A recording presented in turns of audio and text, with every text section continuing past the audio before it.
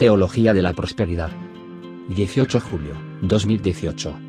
Por Antonio Espadaro, sacerdote jesuita, Marcelo Figueroa. El peligro de un evangelio diferente. Teología de la prosperidad, tal es el nombre más conocido y descriptivo de una corriente teológica neopentecostal evangélica. El núcleo de esta teología es la convicción de que Dios quiere que sus fieles tengan una vida próspera, es decir, que sean económicamente ricos, físicamente sanos e individualmente felices. Este tipo de cristianismo coloca el bienestar del creyente en el centro de la oración y transforma a su creador en aquel que hace realidad sus pensamientos y deseos. El peligro de esta forma de antropocentrismo religioso, que pone en el centro al hombre y su bienestar, es el de transformar a Dios en un poder a nuestro servicio, a la Iglesia en un supermercado de la fe, y la religión en un fenómeno utilitarista y eminentemente sensacionalista y pragmático. Como veremos más adelante, esta imagen de prosperidad y bienestar hace referencia al denominado American Dream, al sueño estadounidense. No se identifica con él, sino con una interpretación reductiva suya. En sí, este sueño es la visión de una tierra y de una sociedad entendidas como un lugar de oportunidades abiertas. Históricamente fue la motivación que impulsó a lo largo de los siglos a muchos emigrantes económicos a dejar su propia tierra y a ir a los Estados Unidos para conseguir un lugar en el que su trabajo produjese resultados inalcanzables en su viejo mundo. La teología de la prosperidad parte de esta visión, pero la traduce mecánicamente en términos religiosos como si la opulencia y el bienestar fuesen el verdadero signo de la predilección divina a conquistar mágicamente con la fe. Esta teología fue difundida en todo el mundo durante décadas gracias a gigantescas campañas mediáticas, por movimientos y ministros evangélicos, especialmente los neocarismáticos. El objetivo de nuestra reflexión es ilustrar y valorar este fenómeno, que quiere ser también una tentativa de justificación teológica del neoliberalismo económico. Al final verificaremos cómo el Papa Francisco ha intervenido varias veces para indicar los peligros de esta teología que, como se ha dicho, oscurece el Evangelio de Cristo. 1. La difusión en el mundo. El Evangelio de la prosperidad, Prosperity Gospel, ha ido difundiéndose no solamente en los Estados Unidos, donde nació, sino también en África, especialmente en Nigeria, Kenia, Uganda y Sudáfrica. En Kampala hay un gran estado cubierto, la Miracle Center Cathedral, cuya construcción costó $7 millones. Es la obra del pastor Robert Kayanja, que desarrolló también un vasto movimiento muy presente en los medios de comunicación de masas. Pero el Evangelio de la prosperidad ha tenido también un notable impacto en Asia, sobre todo en India y Corea del Sur. En este último país hubo en los años 80 un fuerte movimiento autóctono vinculado a esta corriente teológica, promovido por el pastor Paul Yonggi Cho. Este predicó una teología de la cuarta dimensión, según la cual los creyentes, mediante el desarrollo de visiones y sueños, iban a poder llegar a controlar la realidad, obteniendo casi todo tipo de prosperidad inmanente. 2. Se observa también un arraigo en la República Popular China gracias a las iglesias de Wenzhou. Wenzhou es un gran puerto oriental en la provincia de Zhejiang, en cuya zona han ido apareciendo grandes cruces rojas en cada vez más edificios. Tales cruces suelen indicar la presencia de una iglesia de Wenzhou, una comunidad creada por varios empresarios locales y vinculada al movimiento de la teología de la prosperidad. 3. En América Latina la difusión y la propagación de esta teología se dio de manera exponencial, y ello desde 1980, aunque también pueden encontrarse raíces de este proceso entre los años 40 y 50 del siglo pasado. Este fenómeno religioso se traduce desde el punto de vista mediático en el uso de la televisión por parte de figuras muy carismáticas de algunos pastores, que lanzan un mensaje simple y directo montado en torno a un espectáculo de música y de testimonios y a una lectura fundamentalista y pragmática de la Biblia. Si consideramos América Central, Guatemala y Costa Rica se han convertido probablemente en los dos bastiones principales de esta corriente religiosa. En Guatemala ha sido determinante la presencia del líder carismático Carlos Enrique Luna Arango, llamado Cas Luna. Costa Rica es la sede del canal evangélico de televisión satelital TVN Enlace. En América del Sur la difusión más significativa se dio en Colombia, Chile y Argentina, pero no cabe duda de que Brasil merece una consideración especial, porque posee una dinámica propia y un movimiento pentecostal autóctono como la Iglesia Universal del Reino de Dios.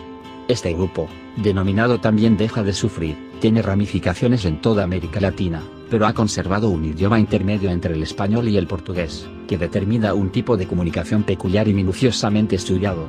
Basta analizar el anuncio de la Iglesia Universal brasileña para encontrar en ella un fuerte mensaje de prosperidad y bienestar ligado a la frecuentación personal de sus templos con el fin de recibir múltiples beneficios. Este evangelio es objeto de anuncio propagandístico a través de una presencia masiva en los grandes medios de comunicación y está apoyado por su fuerte incidencia en la vida política. Los orígenes del movimiento y el sueño estadounidense.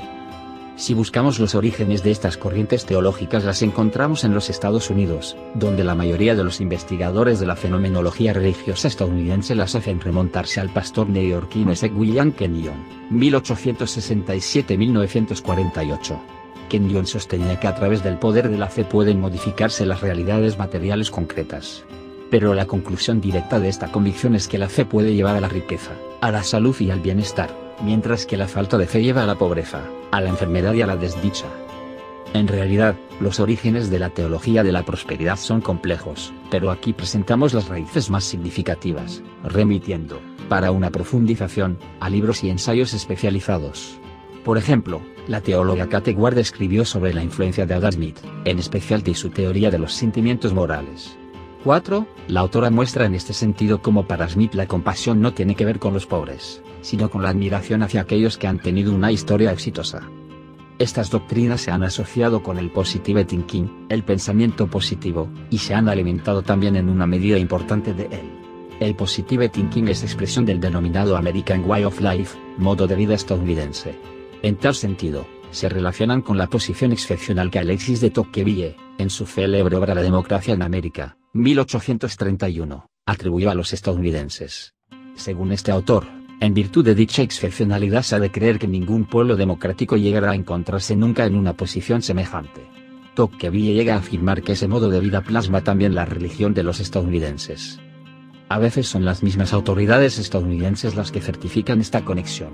5. En su reciente discurso sobre el Estado de la Unión, pronunciado el 30 de enero de 2018, el presidente Donald Trump afirmó, para describir la identidad del país, juntos estamos redescubriendo la manera estadounidense de vivir, y prosiguió, en los Estados Unidos sabemos que la fe y la familia, no el gobierno y la burocracia, son el centro de la vida estadounidense.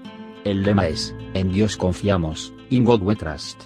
Y celebramos nuestras convicciones, a nuestra policía, a nuestros militares y veteranos como héroes que merecen nuestro total y constante apoyo.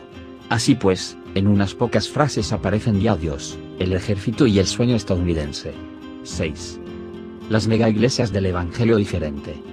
Un impulso fundamental a estas ideas de prosperidad evangélica se dio con el denominado Movimiento de la Fe, que tuvo como principal mentor al pastor y autoproclamado profeta Kenneth Hagin, 1917-2003. Una de las características de Hagin eran visiones recurrentes que lo llevaban a dar una interpretación singular de algunos textos muy conocidos de la Biblia. Tal es el caso, por ejemplo, de MC 11,23-24, en verdad os digo que si uno dice a este monte, quítate y arrójate al mar, y no duda en su corazón, sino que creen que sucederá lo que dice, lo obtendrá. Por eso os digo, todo cuanto pidáis en la oración, creed que os lo han concedido y lo obtendréis. Estos dos versículos son para Hagin pilares de la teología de la prosperidad. Según afirma, la fe milagrosa, para traducirse en obras, debe ser sin incertidumbres, especialmente en las cosas imposibles, debe declarar específicamente el milagro y creer que se lo obtendrá de la manera imaginada. Hagin enfatizó también otro aspecto, que el milagro deseado se considere como ya sucedido. Es decir, se debe desplazar su realización del futuro al pasado. Tanto Kenyon como Hagin comprendieron que la comunicación de masas era un instrumento fundamental para la rápida difusión de sus enseñanzas. El primero se sirvió de su show personal Kenyon's Church of the Air, la iglesia del aire de Kenyon, y el segundo, del programa Faith Seminar of the Air, el seminario de fe del aire.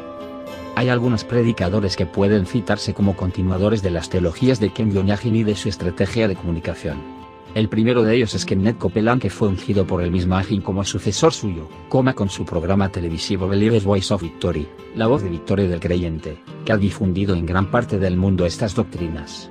Del mismo modo, Norman Vincent Peale, 1889-1993, pastor de la Marble Collegiate Church de Nueva York, alcanzó popularidad con sus libros con títulos elocuentes en su significado, El poder del pensamiento positivo, Cambia tus pensamientos y cambiará todo, Guía para una vida apacible. Peale fue un predicador exitoso, y llegó a mezclar marketing y predicación. En los Estados Unidos millones de personas frecuentan asiduamente megaiglesias que difunden estas teologías de la prosperidad. Los predicadores, profetas y apóstoles enrolados en esta rama extrema del neopentecostalismo han ocupado espacios cada vez más importantes en los medios de comunicación de masas, han publicado una enorme cantidad de libros que se han convertido rápidamente en superventas, se han pronunciado conferencias que muy a menudo llegan a millones de personas a través de todos los medios disponibles de Internet y de las redes sociales. Nombres como Oral Roberts, Pat Robertson, Ben Nin, Robert Tilton, Joel Osteen, Joyce Meyer y otros han acrecentado su popularidad y riqueza profundizando, enfatizando y extremando este evangelio. Joyce Meyer afirma que su programa televisivo Enjoying Everyday Life, gozar de la vida de cada día, llega a 2/3 partes del mundo a través de la radio y la televisión y ha sido traducido a 38 idiomas. 7. Lo que resulta absolutamente claro es que el poder económico, mediático y político de estos grupos a los que hemos definido genéricamente como evangélicos del sueño estadounidense, los hace mucho más visibles que el resto de las iglesias evangélicas, también que las de la línea pentecostal clásica. Además, su crecimiento es exponencial y directamente proporcional a los beneficios económicos, físicos y espirituales que prometen a sus seguidores, bendiciones todas que están muy lejos de las enseñanzas de una vida de conversión propia de los movimientos evangélicos tradicionales. Si bien surgieron y pasaron después por diversas denominaciones, estos movimientos han recibido no pocas críticas también de los grupos de aquellas iglesias carismáticas que han mantenido su religiosidad evangélica basada en los milagros, las profecías y los signos. Muchos sectores evangélicos tanto tradicionales como más recientes, bautistas, metodistas, presbiterianos, han criticado duramente sus movimientos, llegando a denominar lo que proclaman como un evangelio diferente. 8. El bienestar económico y la salud. Como ya hemos anticipado, los pilares del evangelio de la prosperidad son sustancialmente dos, el bienestar económico y la salud. Esta acentuación es fruto de una exégesis literal de algunos textos bíblicos utilizados dentro de una hermenéutica reduccionista. Al Espíritu Santo se lo reduce a un poder al servicio del bienestar individual. Jesucristo ha abandonado su papel de Señor para transformarse en un deudor de cada una de sus palabras. El Padre ha sido reducido a una especie de botones cósmico, Cosmic Diop, que se ocupa de las necesidades y de los deseos de sus criaturas. 9. En los predicadores de este evangelio, la palabra de fe que pronuncian pasa a ocupar el lugar que tradicionalmente ocupa en el movimiento evangélico por la Biblia como norma de fe y de conducta, llegando a elevársela a la potencia y al efecto de la palabra apostólica del ungido.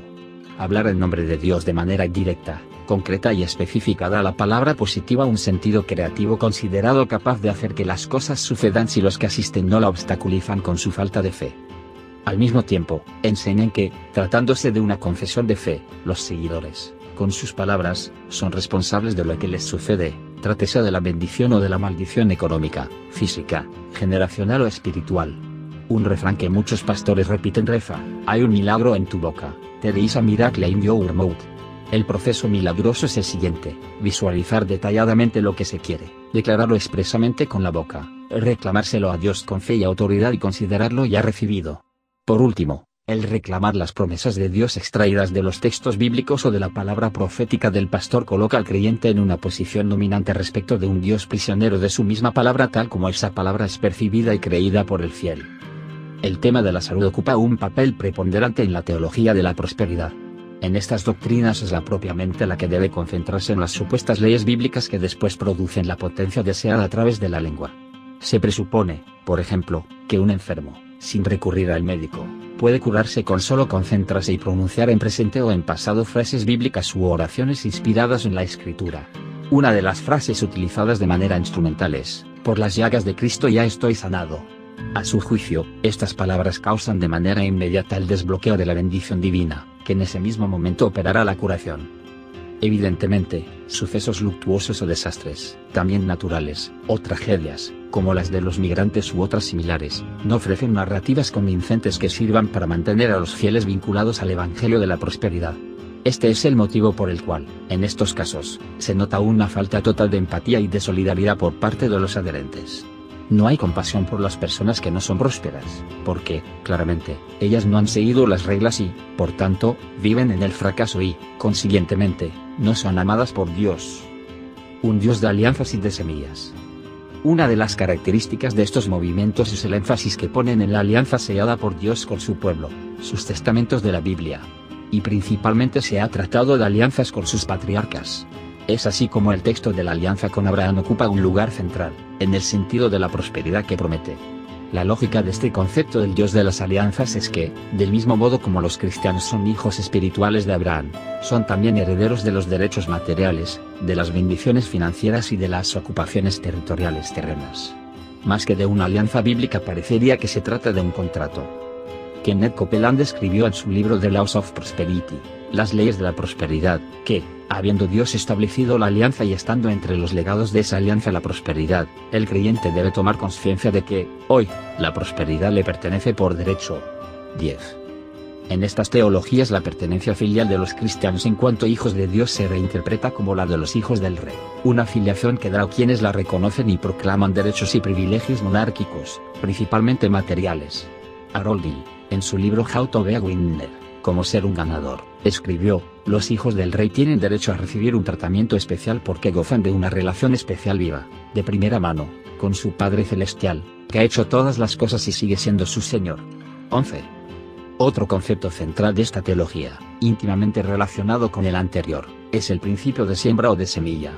El texto clásico de referencia es Gal 6,7, no os engañéis, de Dios nadie se burla. Lo que uno siembre, eso cosechará. Pero también MC 10,29-30, Jesús dijo: en verdad os digo que no hay nadie que haya dejado casa, o hermanos o hermanas, o madre o padre, o hijos o tierras, por mí por el Evangelio, que no reciba ahora, en este tiempo, 100 veces más casas y hermanos y hermanas y madres e hijos y tierras, con persecuciones, y, en la edad futura, la vida eterna. La prosperidad material, física y espiritual hay uno de sus textos preferidos en el vers 2 de la tercera carta de Juan: querido, te deseo que la prosperidad personal de que ya gozas se extienda a todos tus asuntos, y que tengas buena salud. 12. En el Antiguo Testamento, el texto de referencia es de T 28,1-14. Los pasajes son interpretados de manera totalmente funcionalista. Por ejemplo, en el libro God's Will is Prosperity, la voluntad de Dios es la prosperidad, la predicadora Gloria Copeland escribió, en referencia a donaciones para los ministerios como el suyo: das $1 por amor al Evangelio, y ya te tocan 100, das $10, y a cambio recibirás 1000 de regalo, das $1000, y a cambio recibes 100,000. Si donas un avión, recibirás 100 veces el valor de ese avión. Regala un automóvil y obtendrás tantos automóviles que ya no tendrás necesidad de ellos durante toda la vida. Dicho brevemente, Marcos 10,30 es un buen negocio. 13. En definitiva, el principio espiritual de la siembra y la cosecha, a la luz de una interpretación evangélica completamente extrapolada de su contexto, es que dar es ante todo un hecho economicista que se mide en términos de retorno de la inversión. Se olvida, por tanto, lo que se lee inmediatamente después de Gal 6,7, el que siembra para la carne, de la carne cosechará corrupción, el que siembre para el espíritu, del espíritu cosechará vida eterna. Vers 8. El pragmatismo y la soberbia del éxito. El evangelio descrito se asimila fácilmente en las sociedades actuales, en las que la legitimidad del sobrenatural exige alguna verificación experimental. El pragmatismo del éxito exige propuestas simples de fe. La urgencia de una vida próspera y sin sufrimiento se adecua a una religiosidad a medida del cliente, y el kairos del Dios de la historia se adecua al cronos frenético de la vida actual. En definitiva, aquí se habla de un Dios concebido a imagen y semejanza de la gente y de su realidad, y no según el modelo bíblico. En algunas sociedades en las que se ha establecido una coincidencia entre la meritocracia y el nivel socioeconómico sin tener en cuenta las enormes diferencias de oportunidades, este evangelio, con su acento en la fe como mérito para ascender en la escala social, resulta injusto y radicalmente antievangélico.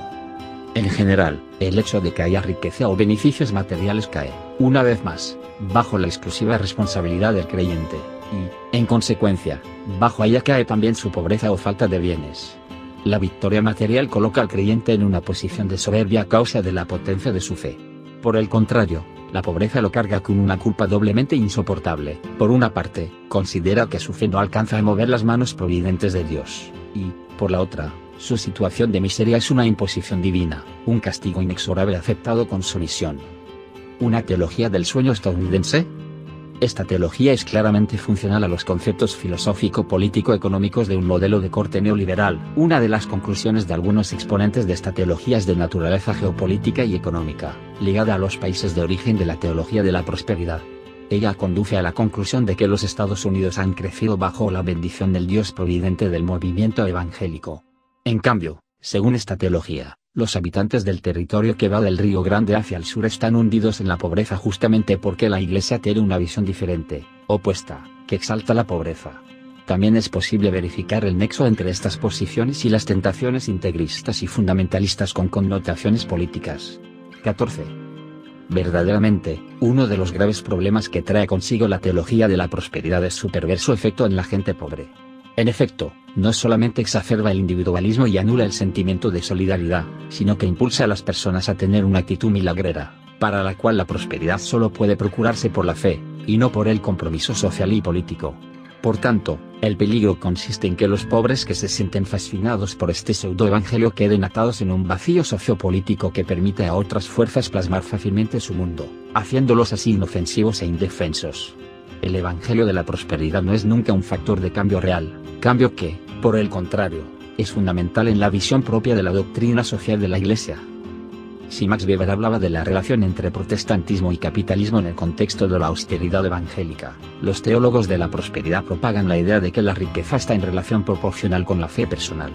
Carente de sentido social y enmarcada dentro de una experiencia de beneficio personal, esta concepción hace de forma consciente o inconsciente una relectura extremada de las teologías calvinistas de la predestinación.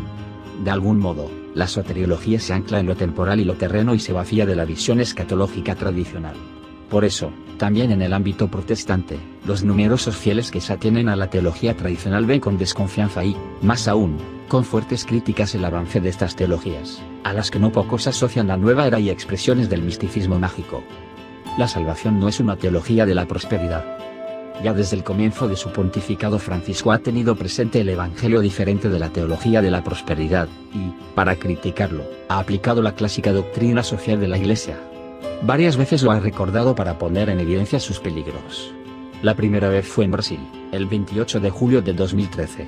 Dirigiéndose a los obispos del Consejo Episcopal Latinoamericano, señaló con el dedo el funcionalismo eclesial, que constituye una suerte de teología de la prosperidad en lo organizativo de la pastoral. Esta termina entusiasmándose por la eficacia, el éxito, el resultado constatable y las estadísticas favorables. La Iglesia tiende así a asumir modalidades empresariales que son aberrantes y alejan del misterio de la fe.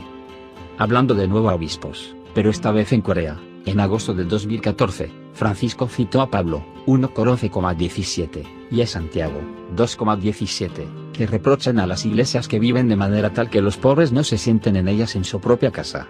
Esta es una tentación de la prosperidad, comentó.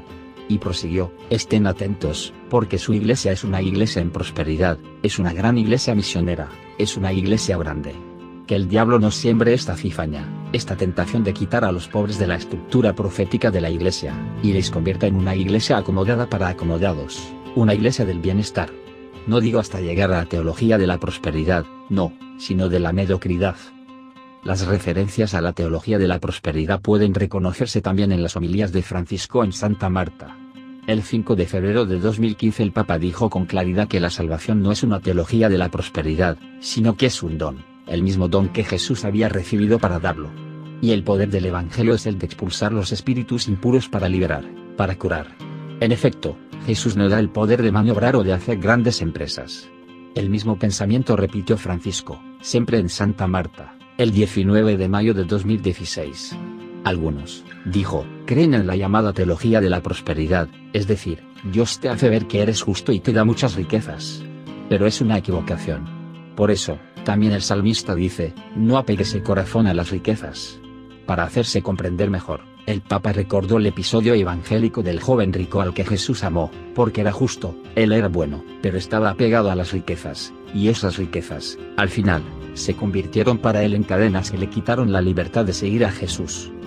La visión de la fe propuesta por la teología de la prosperidad está en clara contradicción con la concepción de una humanidad marcada por el pecado y con la expectativa de una salvación escatológica, ligada a Jesucristo como Salvador y no al éxito de las propias obras. Por tanto, encarna una forma peculiar de pelagianismo, en contra de la cual Francisco ha advertido a menudo. En efecto, en la exhortación apostólica Gaudete et Exsultate escribió que hay cristianos empeñados en seguir el camino de la justificación por las propias fuerzas, el de la adoración de la voluntad humana y de la propia capacidad, que se traduce en una autocomplacencia egocéntrica y elitista privada del verdadero amor. Esta se manifiesta en muchas actitudes aparentemente diferentes entre sí, entre ellas el embeleso por las dinámicas de autoayuda y de realización autorreferencial. N. 57. La teología de la prosperidad expresa también otra gran herejía de nuestro tiempo, a saber, el gnosticismo. En efecto, afirma que con los poderes de la mente es posible plasmar la realidad. Esto es particularmente evidente, por ejemplo, en el trabajo y en la gran influencia de Mary Baker Eddy, 1821-1910, en la Iglesia y en el movimiento de la ciencia cristiana.